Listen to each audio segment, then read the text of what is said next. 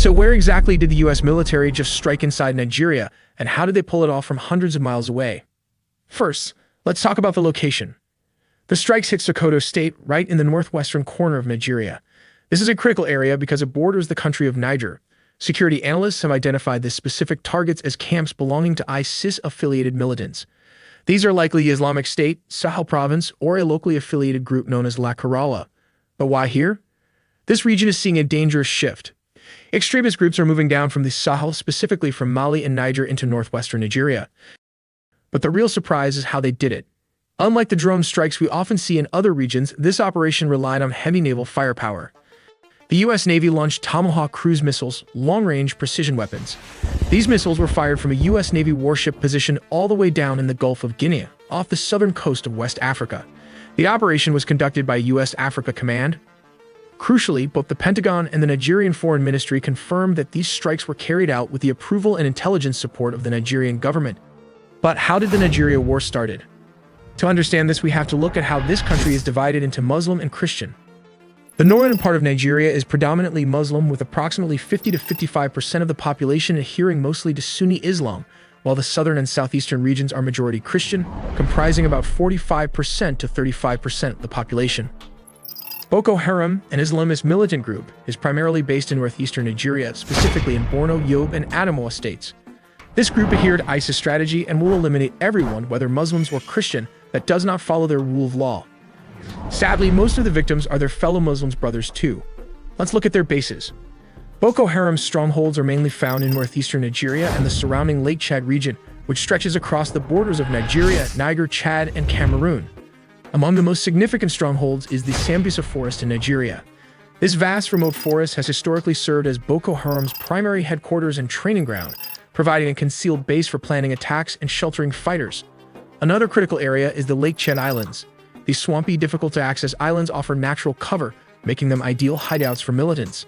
They function as logistics hubs and supply depots, allowing Boko Haram to move men and material across borders with relative ease. Further, the rugged terrain of the Goza Hills along the Nigeria-Cameroon border acts as a strategic fallback zone.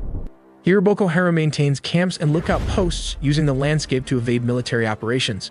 Finally, around the town of Bama in Borno State, Boko Haram has established logistical and command centers. This area plays an essential role in coordinating their operations and sustaining the insurgency in the region. But why is the Nigerian government unsuccessful in defeating Boko Haram? They face various problems, from lower budgets, manpower, to geography. The group operates in remote, difficult terrains like forests and swampy Lake Chad Islands, which are hard for the military to access. Nigeria's armed forces often struggle with outdated equipment, poor training, and logistical issues, limiting their effectiveness. Intelligence gathering is difficult because Boko Haram uses guerrilla tactics and small-scale attacks to avoid detection. Additionally, poverty, unemployment, and weak governance in the northeast allow Boko Haram to recruit easily, with some communities mistrusting government forces due to corruption and previous abuses. The group's cross-border operations require regional cooperation, which is often slow and complicated by sovereignty concerns. Human rights concerns and security force abuses have also eroded public trust, making it harder for the government to gain community support. Let's take a closer look at how the U.S. would go about targeting Boko Haram. First, they'd establish naval and air dominance. A naval task force made up of aircraft carriers, destroyers, and amphibious ships would position itself in the Gulf of Guinea. From there, they provide air cover, launch precision strikes, and be ready to quickly deploy troops wherever they're needed. Next comes intelligence gathering. Using satellites, drones like the MQ-9 Reaper, and signal interception, the U.S. would keep constant watch on Boko Haram's movements, strongholds, and communication, giving commanders real-time awareness of the battlefield. They'd also work closely with Nigeria and neighboring countries to coordinate security along borders, share intelligence, and conduct joint operations that make it harder for Boko Haram fighters to slip across borders. The weaponry? Cruise missiles like Tomahawks would launch from naval destroyers and submarines to take out key Boko Haram bases and supply depots. At the same time, stealth fighters like the F-35 would carry out airstrikes on command centers, minimizing collateral damage. Special forces would roll out in coordination with Nigerian and regional troops to conduct precision raids, capture or eliminate Boko Haram's leadership, and help train local forces to better fight the insurgency. Finally, disrupting Boko Haram's logistics, especially in challenging terrains like the Lake Chad Islands and Sambisa Forest, would be vital. Cutting off their supply lines and making movement difficult would severely weaken the group. Together, this multi-layered approach combines America's advanced military capabilities with regional partnerships to systematically break down Boko Haram's strength, reduce their recruitment, and help restore stability in the region. For the U.S. to completely dismantle Boko Haram, they would need Marines and boots on the ground. The strategy involves deploying a ship capable of carrying Marines, tanks, and armored vehicles close to the shore using these hovercraft. These hovercraft traverse water, beaches, and difficult terrain, delivering troops where traditional landing craft or aircraft can't go. Marines then secure beachheads and push inland to clear urban areas and complex battlefields, missions impossible without boots on the ground. The strength of amphibious forces lies in their seamless integration of ground troops, tanks, helicopters, and F-35 fighters, working together to suppress enemy resistance and maintain momentum. Hovercraft add tactical flexibility by bypassing coastal barriers and carrying heavy vehicles air transport can't handle, allowing forces to strike where the enemy least expects. Once ashore, amphibious forces conduct sustained operations backed by naval gunfire and air support, stabilizing captured areas and protecting civilians. Their operations follow a disciplined rhythm: planning, embarkation, rehearsal, movement, and swift action, transforming sea power into lasting ground control. While aircraft carriers dominate the skies, amphibious warships bridge the gap from sea to land, turning devastating airstrikes into actual control and enduring influence. Only with this combined capability can true victory and peace be achieved. But the brute force multiplier of these hovercraft, let's take a look at how they change the tide of the battlefield.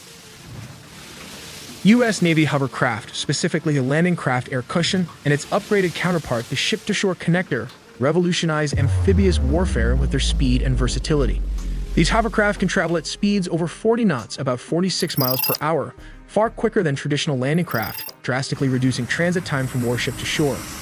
Their unique air cushion design allows them to glide seamlessly over water, beaches, marshes, ice, and difficult terrain, places where conventional boats cannot operate. This ability opens access to roughly 70 to 80% of the world's shorelines, vastly expanding potential landing zones beyond the limited 17% reachable by older landing craft. Hovercraft can carry 60 to 75-ton payload, enough for one M1 Abrams tank or multiple armored vehicles and several dozen troops, making them invaluable for rapid deployment of heavy forces ashore. Their capability to bypass natural obstacles like reefs, mines, and mudflats ensures that forces land where enemy defenses are weakest or least expected, enhancing tactical surprise. Thanks to this speed and terrain flexibility, hovercraft enable amphibious forces to launch fast, over-the-horizon assaults, sometimes deploying from 20 to 50 miles or more offshore, significantly increasing ship survivability by operating beyond enemy missile ranges. Operations using hovercraft change the battlefield by allowing swift buildup and sustainment of combat power ashore, combined with naval gunfire and air support, maintaining momentum and overwhelming the enemy before defenses can react. In the age of drone warfare, a giant ship like the Wasp class, a floating airport, faces new vulnerabilities. Even a simple $20,000 Iranian drone has the potential to wreak havoc on its platform. To resist such threats, these ships are armed with multiple defensive layers designed to counter attacks from every angle. At the bow and stern, the RIM 116 rolling airframe missile launchers rise above the starboard side superstructure, offering clear lines of sight and rapid interception capability against incoming missiles.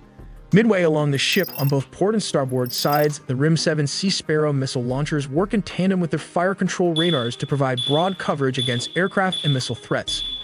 Failing systems protects the superstructure and are found forward and aft of the ship.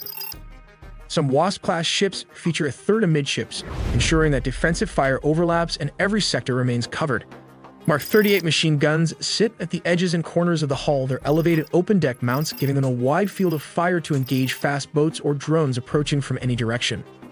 Closest to the weather deck, 50 caliber M2 Browning machine guns are distributed at the bow and amidships on both sides. These are placed so operators can quickly respond to low, close-in threats approaching the waterline, filling the final gap in the ship's comprehensive defensive envelope. If the preceding method proves ineffective against small targets, another close-in weapon system, the CRAM, comes into play.